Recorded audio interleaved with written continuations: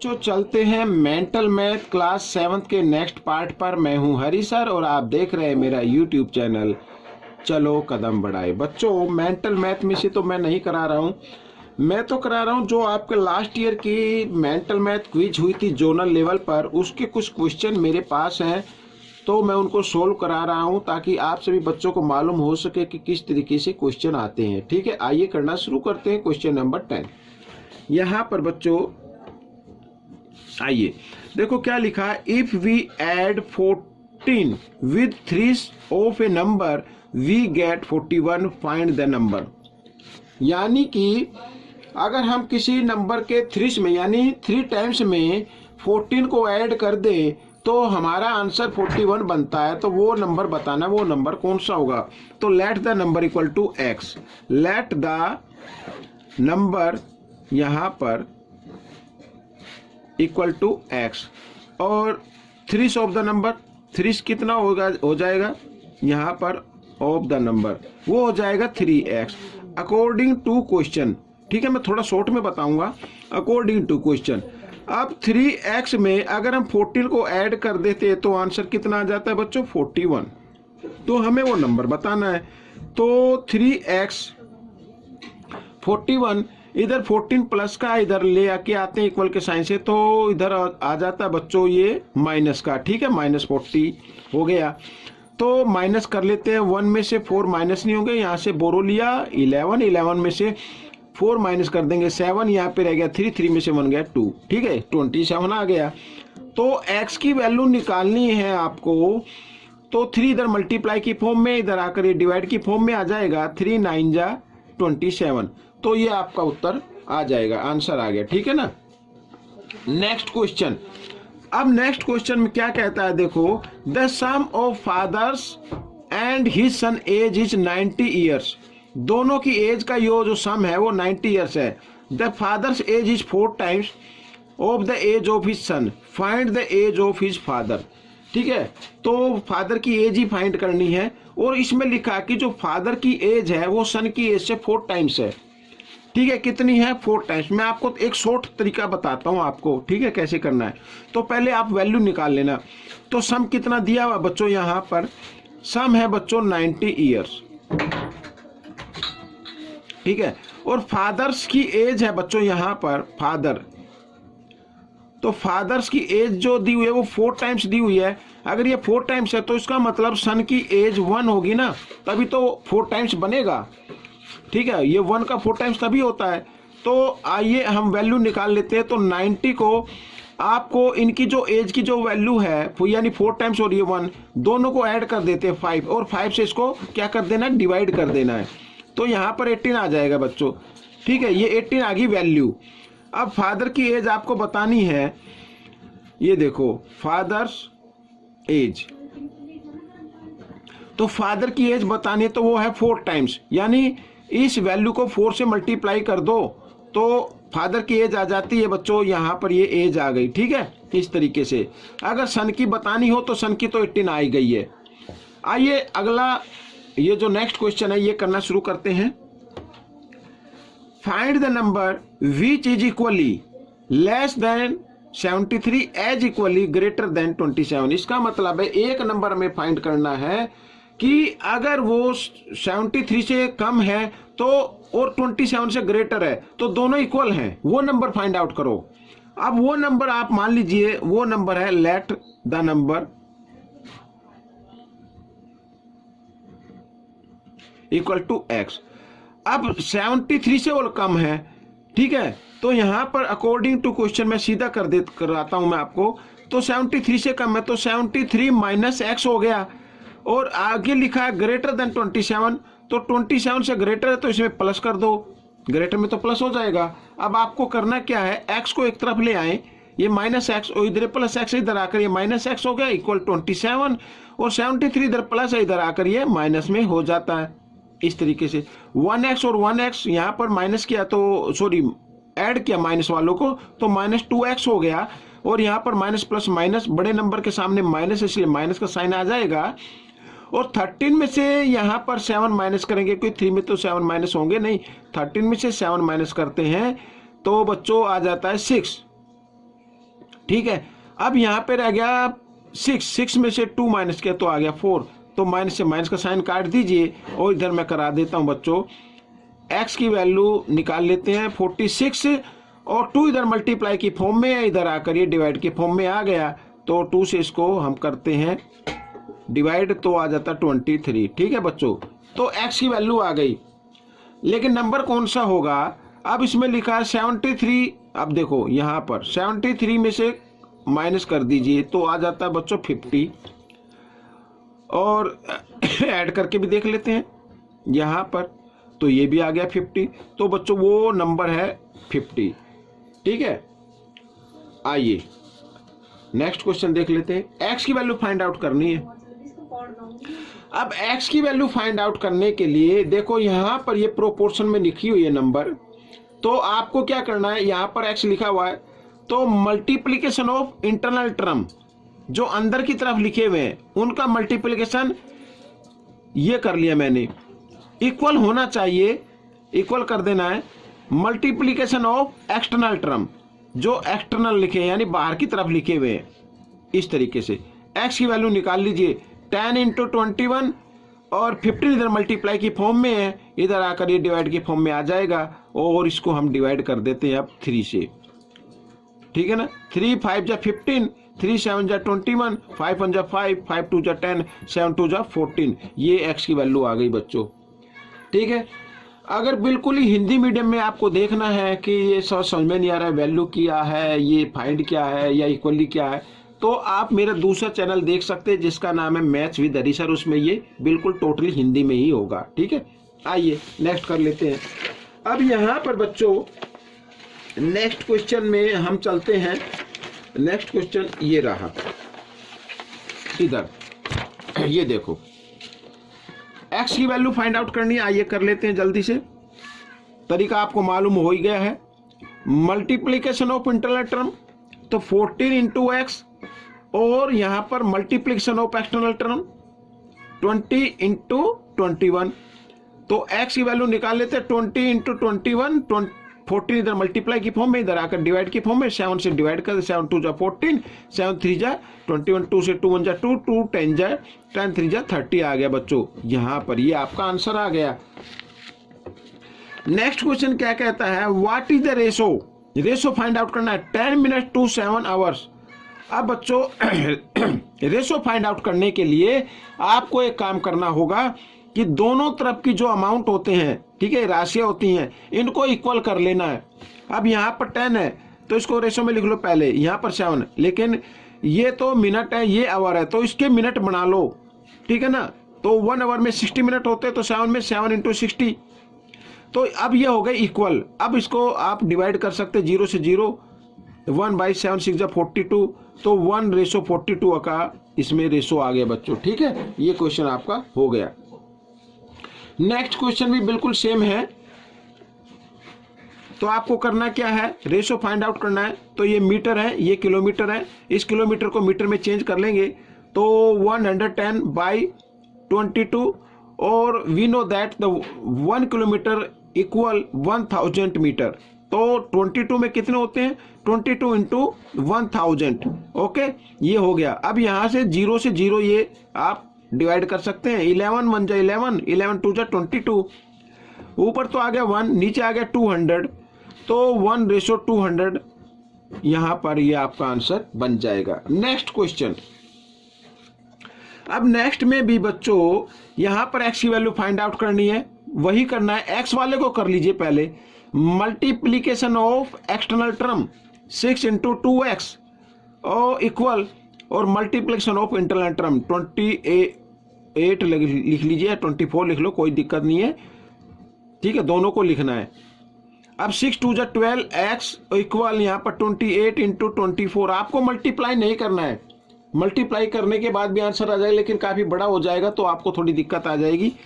आइए x की value निकाल लेते हैं, 28 इंटू 24, इधर 12 मल्टीप्लाई में, इधर आकर डिवाइड में, 12 1 जा 12, 12 2 जा 24, और यहाँ पर 28 2 जा हो गया बच्चों 56, ये आपका आंसर आ जाएगा।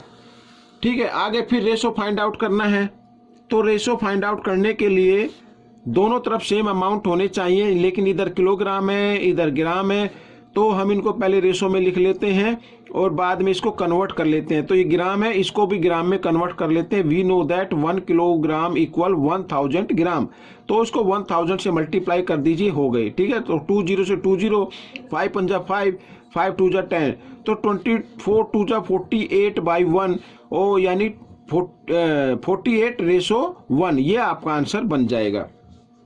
Next question.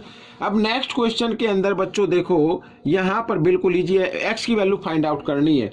यहाँ पर ये जो है आपका ट्रायंगल, राइट एंगल ट्रायंगल है, इस तरीके से आएगा। और राइट एंगल ट्रायंगल जो होता है, जो राइट एंगल होता है, उसके जो सामने जो साइड होती है उसे हाइपोटेन्यूज बोलते हैं, यानी हाइपोटेन्यूज का स्क्वायर इक्वल होना चाहिए यहाँ पर जो दिया हुआ। ठीक है, रिमेनिंग 2 साइड्स, या ये परपेंडिकुलर बोल सकते हो इसको, perpendicular square plus base square, तो बेस है यहाँ पर। ठीक है, इससे तो 25 को 2 टाइम्स मल्टीप्लाई करना है, यानी 2 से नहीं करना, 2 टाइम्स। तो 24 का या 25 का स्क्वायर आप फाइंड आउट कर लीजिए, 625 इक्वल एक्स स्क्वायर, और 7 स्क्वायर कितना होता है 49। ठीक है, तो यहाँ पर बच्चों आपको 625, 49 इधर प्लस में है, इधर आकर ये माइनस में हो जाएगा, इक्वल यहाँ पर एक्स स्क्वायर लिख सकते हैं ऐसे। आइए, एक्स स्क्वायर इक्वल यहाँ पर माइनस कर लीजिए, तो 5 में से 9 माइनस नहीं होंगे, 15 यहाँ से बोरो लेंगे, 15 में से 9 6 7 और ये 5 आ जाए, 576 आ जाएगा। तो 576 का हमें निकाल लेना है, इधर स्क्वायर था ना, इधर आकर स्क्वायर रूट में, तो स्क्वायर रूट यानी 24 होता है बच्चों। ये आपका x की वैल्यू आ गई। ठीक है, इस तरीके से मैंने बिल्कुल शॉर्ट तरीके से आपको बताया है, इससे भी शॉर्ट तरीके से आप कर सकते हैं। अगर आपकी प्रैक्टिस ज़्यादा हो जाएगी तो आप अपने माइंड में इसको करके और आंसर को मैच कर सकते हैं। ठीक है, तो मिलते हैं नेक्स्ट पार्ट में।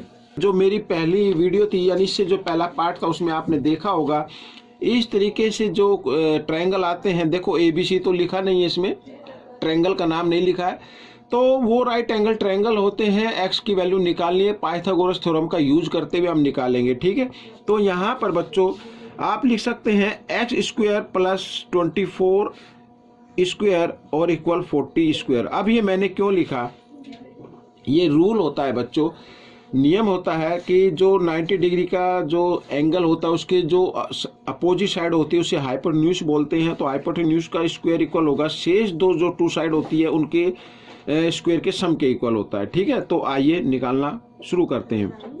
तो एक्स स्क्वायर इक्वल 24 का स्क्वायर होता है 576, और यहाँ पर होगा बच्चों 14 का होता है 1600। ठीक है, आप निकाल सकते हैं 2 टाइम्स मल्टीप्लाई कर से। अब देखो बच्चों 1600, अब बच्चों यहाँ पर ये प्लस का है, इसको इधर लेके आते हैं तो माइनस का हो जाएगा, और माइनस किया तो बच्चों यहाँ पर स्क्वायर लगा देता हूँ, माइनस किया तो देखो 10 में से 6 माइनस करेंगे 4, यहाँ पे रह गया 9, 9 में से 7 माइनस किया 2, और 5 में से 5 गए 0, यहाँ पे रह गया 1। ठीक है, ये आ गया। तो x की वैल्यू निकालनी है, तो यहाँ जो स्क्वायर था मैं इक्वल के साइन से इधर लेके आता हूँ, स्क्वायर रूट में उसको चेंज कर देते हैं, और 1024 का स्क्वायर रूट निकालना है, और 1024 का स्क्वायर रूट होता है बच्चों 32। ठीक है, ये आपका आंसर आ गया। अगर आप चाहे तो इसको निकाल सकते हैं इस तरीके से। यहाँ पर आपको क्या कर लेना है, फैक्टर करने हैं, 2 से कर लीजिए, 2 5 जा क्या होता है 10, 2 1 जा 2, 2 2 जा 4, इस तरीके से आप इसको करते जाइए। 2 2 जा 4, 2 5 जा 10, 2 6 जा 12। ठीक है, इस तरीके से करते जाएंगे। जब आप 2 1 जा 2, 2 2 जा 4, यहाँ पर 2 आएगा। 2 से 2 6 जा 12, 2 4 जा 8। ठीक है, इस तरीके से आप इसको निकाल लीजिए। 2 से 2 3 जा 6, 2 2 जा 4, और यहाँ से 2 1 जा 2, 2 6 जा 12। तो बच्चों इस तरीके से आप निकाल ले, और निकालने के बाद फिर क्या करें, पेयर बना ले। ठीक है, पेयर बनाकर उनमें से एक एक नंबर को आपको लिख लेना है, इसमें से एक 2 लिया, इसमें से 2 लिया, ऐसे लेंगे तो 32 आपका आंसर आ जाएगा उनको मल्टीप्लाई करने के बाद। ठीक है, यहाँ पर जगह नहीं है वरना मैं निकाल के दिखा देता। आइए नेक्स्ट क्वेश्चन कर लेते हैं। तो नेक्स्ट क्वेश्चन के अंदर आपको AB की वैल्यू फाइंड आउट करनी है बच्चों। यहाँ पर AB की वैल्यू फाइंड आउट करनी है। अब AB की वैल्यू कैसे आएगी बच्चों, देखो ध्यान से देखिए।